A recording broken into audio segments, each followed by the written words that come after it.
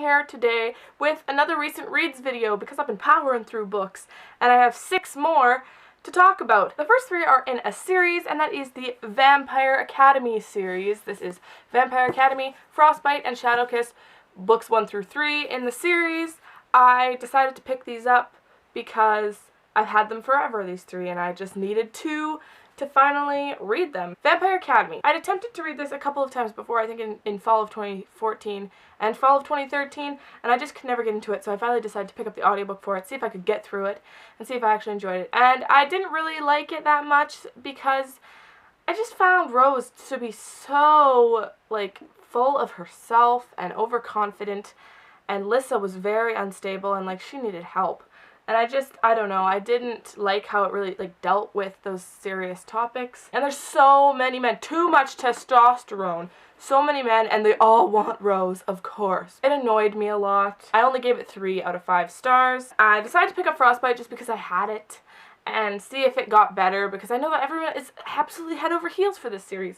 So I picked it up, and I still didn't really like it. There was even more males chasing after Rose in this book. Like, Lissa starts to get a little more stable and Rose starts to get more unstable. They kind of switch roles. It's so frustrating, and I only gave this one 3 out of 5 stars as well. The Rainbow-thon came along, and so I decided to pick up the 3rd book, Shadowkiss, which is the last of the ones that I owned. And I actually enjoyed this one more. I find that there's some character development going on. Rose is becoming much more tolerable. There's a crazy twist in this book. And I gave this one 4 out of 5 stars because I liked it quite a bit more. And just everything's becoming less annoying. The development of the characters is great. I'm intrigued to see where the series goes, so I think that at some point in the future I'll pick up the next book and continue on with this series. I'm not in any rush, but I think I will, and it was only because of this 3rd book's redeeming qualities that I decided to do that. Next, I picked up The Fifth Wave by Rick Yancey, which I actually read before Vampire Academy, but I just wanted to lump those together. And this book, I really enjoyed for the most part. I do have a couple of problems with it, just personally, things that I don't like. Cassie, awesome, badass main character. She's great.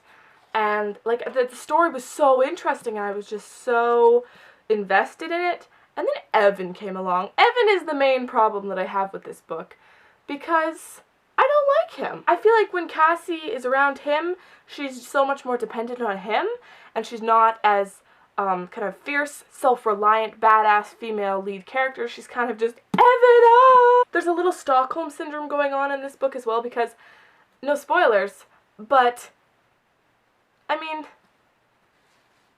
and he's, like, obsessed with her, and then she's just like, oh yeah, love you too. Why? Ew! I don't like him at all. He's a creep. Evan is a creep, man. Otherwise, like, when Cassie's not around Evan, she's just, like, so kick-ass, and it's great. And Ben, I'm really excited to see more from him because he's a really awesome character too. I haven't watched the movie yet, but I could just see the sequence in my head, the ending with the, like, explosions and the earth caving in. Like, that just, like, I can see it so clear in my mind. It sounds so great. I'm gonna watch the movie very soon and pick up the next book, although I've heard kind of mixed things about the 2nd book, but I'm definitely going to pick it up. I gave this 4 out of 5 stars. It would have been close to a 5-star book if it wasn't for Evan. The next book that I read was another book for the Rainbow-thon, and that was Forever by Maggie Stiefvater. Finally finished off this trilogy, although I know there's a spin-off book.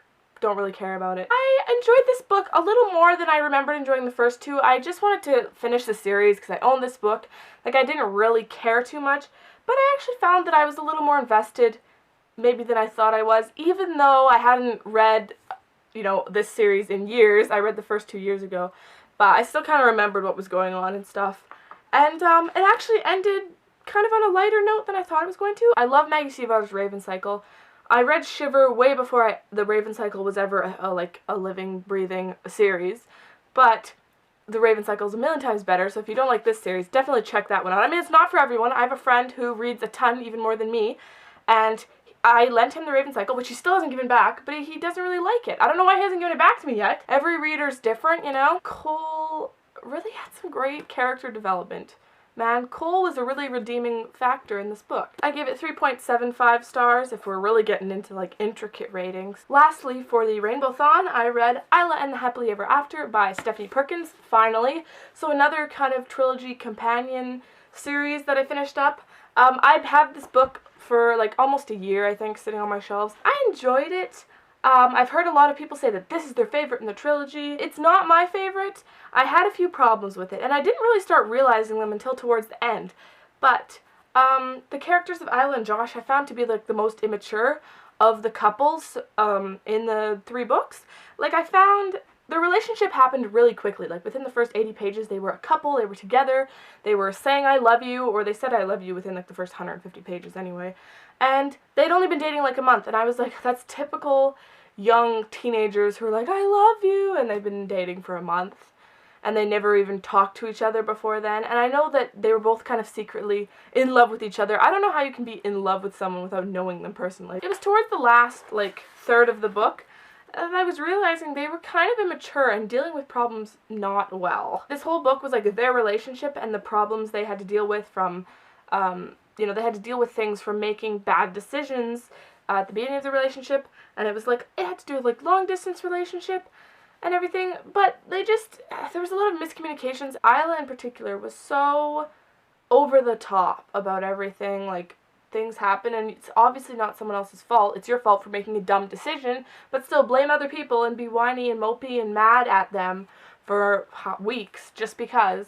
Like, I just found them a little immature. I really loved the end and how everybody was together though, and it's great. So it was like a feel-good ending with all of the characters, but just, I don't know, I think Anna is still my favorite book, and they're like still my favorite couple. They're great. I still enjoyed it. Just, this is just me ragging on the bad parts. It's still a lot of really redeeming qualities. Like, it was a fun, light, quick read, and it was really sweet. I did give it 4 out of 5 stars, because, I mean, it was still really good. And the writing, Stephanie's writing is great. These were the most recent books that I've picked up and read. So let me know, you know, if you've read any of these and what you think of them, if you agree, disagree with me. It's great to disagree. Everybody's opinions are different. I hope you're having a really lovely, wonderful day. And I will talk to you soon. Bye!